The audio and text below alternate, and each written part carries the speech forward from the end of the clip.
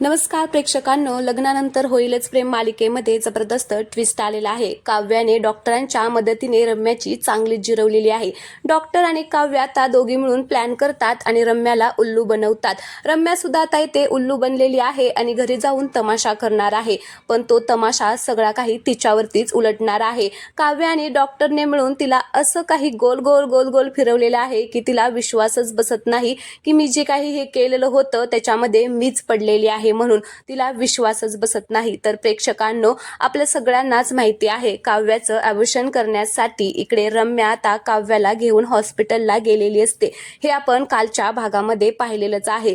पार्थ आणि काव्याचा हा सगळा प्लॅन होता आणि पार्थने सुद्धा यामध्ये काव्याला पूर्णपणे सपोर्ट केलेला आहे।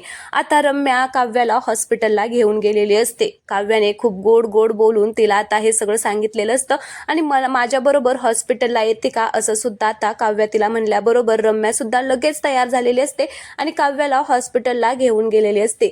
पण ज्यावेळेस काव्या हॉस्पिटलमध्ये जाते त्यावेळेस तिने खरं तर आधीच डॉक्टरांना फोन करून सांगितलेलं असतं की मी आणि रम्या येणार आहे आणि मग तुम्ही सगळं काही हे खोटं खोटं नाटक करायचं, तिच्या समोर आता सगळं काही खरं आहे असं दाखवायचं। मग रम्या आता काव्याला हॉस्पिटलमध्ये घेऊन जाते।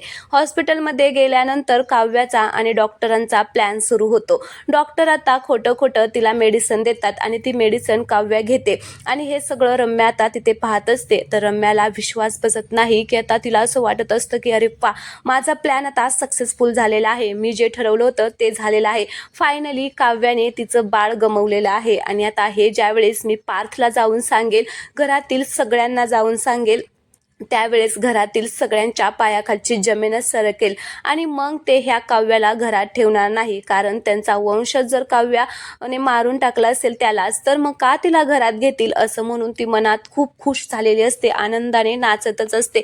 तिला आता खूप आनंद होत असतो। तिला असं वाटत असतं की मी काव्याला गोड गोड बोलून फसवलं आणि आता हे बाळ पाडण्यासाठी मी तिला सगळं काही हे करायला लावलं, असं ती खुश होत असते। इकडे काव्या आणि डॉक्टरचा प्लॅन सक्सेसफुल झालेला असतो। त्यांना आता खात्री पटते की रम्याला हे सगळं खरं वाटलेलं आहे। मग डॉक्टर म्हणत असतात की तुम्हाला हे बाळ नको होतं, तर आता तसंच झालेलं आहे, तुमचं आता सगळं व्यवस्थित होईल, तुम्ही आता घरी जाऊन आराम करा। तर रम्या मनामध्ये म्हणत असते की आराम, हिला आराम नाही, हिला आता डायरेक्ट बाहेरचा रस्ता दाखवला जाणार आहे। पार्थ आता हिच्या बरोबर एवढं भांडण करेल की प्रेक्षकांनो ते भांडण कोर्टामध्ये जाईल असंच आता रम्याला वाटत असतं।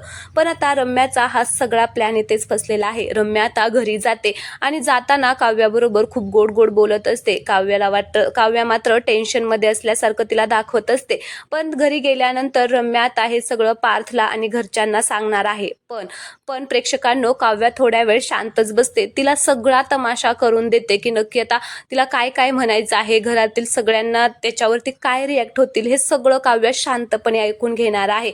आणि मग सगळ्यांचं झाल्यानंतर काव्या आता सगळा काही इथे प्लॅन तिचा सांगते आणि रम्याच्या सनखन कानाखाली मारते। मग घरातील सगळे आश्चर्यचकित होतात। तर मग रम्या आता इथे म्हणते की का तू मला मारलेलं आहे, असं मी काय केलेलं आहे। त्यावेळेस रम्या आता पहिल्या दिवसापासून आज हॉस्पिटलमध्ये नेण्यापर्यंतचा जो प्रवास होता तो आता सगळा घरच्यांना सांगते आणि रम्याची या घरामध्ये काय लायकी आहे ते सुद्धा दाखवून देते।